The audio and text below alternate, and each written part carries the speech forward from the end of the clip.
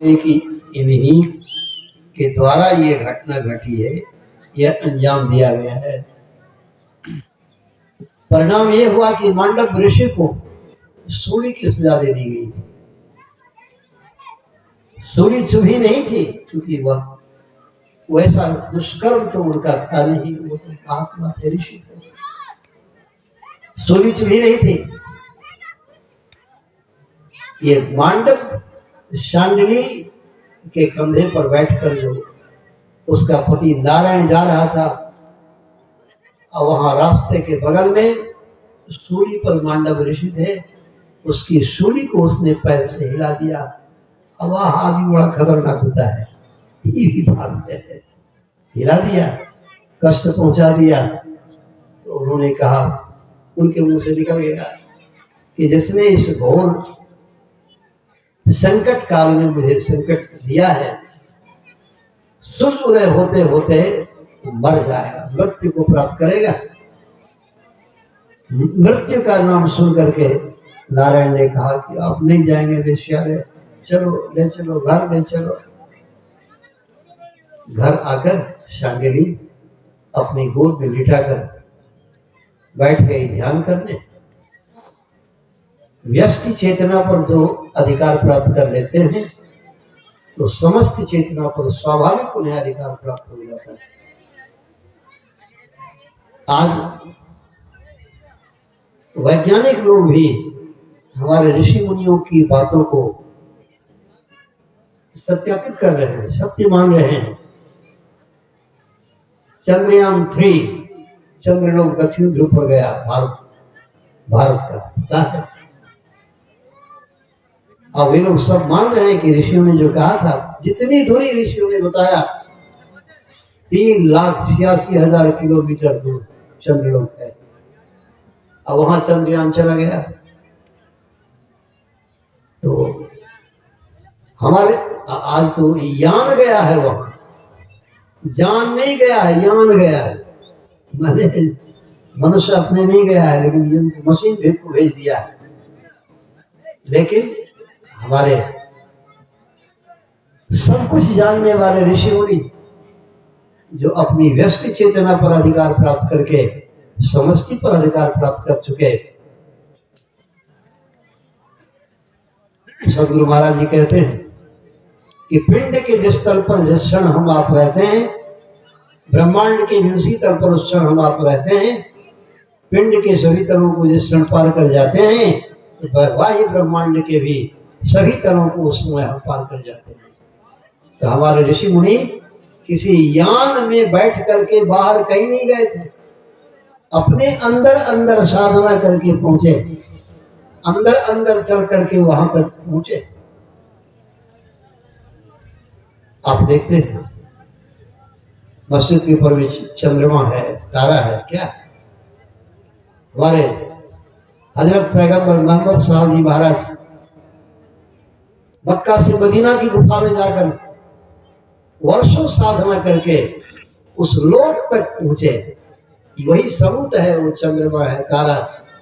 उन्होंने दिखा दिया कि देखो, मनुष्य अपने अंदर साधना करके, अभी सुन रहे थे भजन में आप, ऐ तकी तकते रहो मुर्शद ने ये पंजा दिया, बेहोशी हो मत छोड़ियो, घर चाहे तो जलवा पिया। पुतली में तिल है, तिल में भरा राज कुल का कुल। दोनों आंखों की जो पुतलियां हैं, यदि इन दोनों पुतलियों को एक करना सीख लें, एक करें, तो सारा राज, सारा राज का मन है, संपूर्ण विश्व ब्रह्मांड का राज आप यहाँ बैठे बैठे साधना करके सब अनुभव कर सकते हैं, सब आप पता कर सकते हैं। हमारे ऋषि मुनियों ने अपने अंदर चल करके होगा फजल दरगाह तक खौफों खतर की जा रही, सीधे चला जाना वहां मुर्शद ये पंजा दिया। यही संत सदगुरु मुर्शिद जो हैं, ये पंजा आशीर्वाद, बिना सदगुरु के आशीर्वाद से काम चलने वाला नहीं है। सदगुरु का आशीर्वाद कब होता है? जिस दिन दीक्षा लेते हैं और उनके चरणों में आके जब माथा टेकते हैं, उनका दोनों पंजा माथे पर आ जाता है, ऐसे आशीर्वाद मिलता है। यही है मुर्शिद ने ये पंजा दिया, अर्थात जो शिष्यत्व ग्रहण करता है उनको आशीर्वाद मिलता है और वो घर बैठे सारे ब्रह्मांड का सैर करता है, ब्रह्मांड को जानता है। सांडिली ने सूर्योदय रोका, हलचल मच गई सारे लोगों में। तो देवता लोग अनसुईया जी को साथ करके फिर आए। अनसुईया जी ने कहा कि देखो ब्रह्मांड में बहुत हलचल है, इसीलिए सूर्योदय होने दो। तुम्हारा पति मरेगा निश्चित है, ऋषि का शाप है, तो हमारे कहने से तुम सूर्योदय होने दो। तो तुम में सूर्योदय रोकने की सामर्थ्य है, शक्ति है, तो मैं तुम्हें वचन देती हूँ कि मैं तुम्हारे पति को जीवित करके जाऊंगी। यही हुआ। सांडिली अनसुईया जी की बातें मानकर फिर प्रार्थना करती हैं। सूर्य भगवान का उदय हुआ, सांडिली का पति मर गया। अनसुईया जी ने अपने सतीत्व के बल से, सती धर्म के प्रताप से सांडिली के पतिदेव को जीवित कर दिया। और विशेष फायदा क्या हुआ?